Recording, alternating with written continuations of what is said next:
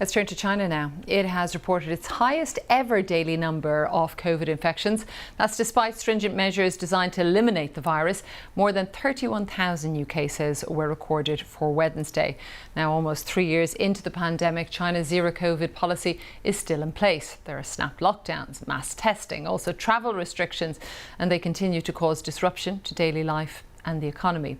The latest lockdown measures have been imposed in the city of Zhengzhou, where workers from the world's largest iPhone factory have clashed violently with security forces.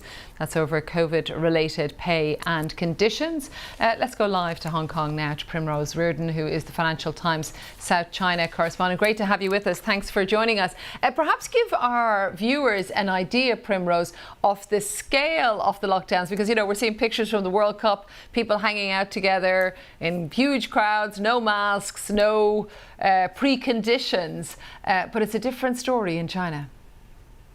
That's right, and it's something that a lot of Chinese people have been commenting on over the past few days as they've watched some of these games, is why are we locked down? And the lockdowns are affecting about 20% of China's GDP.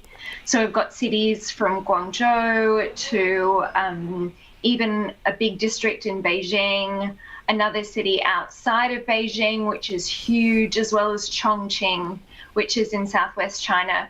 So while, a few weeks ago, in November 11th, there was hopes that China would be easing out of its zero COVID strategy with some new measures. But actually what's sort of happened is it's become more targeted in terms of how these lockdowns are affecting people across China, rather than locking down an entire city, which is what we saw with Shanghai.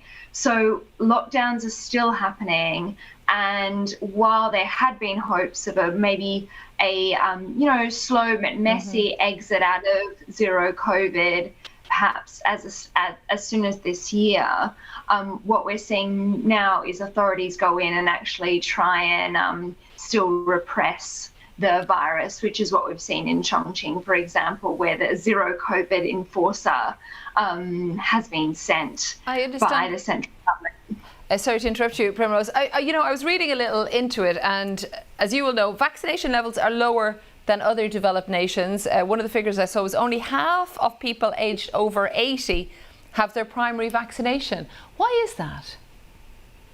Yeah, so it's a very puzzling thing, because, I mean, at the same time, like what we saw in Hong Kong is that was one of the big reasons why there was such a high percentage of deaths per population, is there was such low vaccination figures among elderly people, especially the very elderly, so the over 80s. And one of the reasons for that has been a lot of skepticism among the vaccines, people who prefer Chinese medicine, but it has been quite puzzling for a lot of experts as to why China hasn't forced older people to get vaccinated when they're forcing people to do lots of other things, including lockdowns, which are, so psychologically damaging and difficult for people to deal with, which is what we've seen with the Zhengzhou reaction there at the iPhone plant, where people have just really had enough.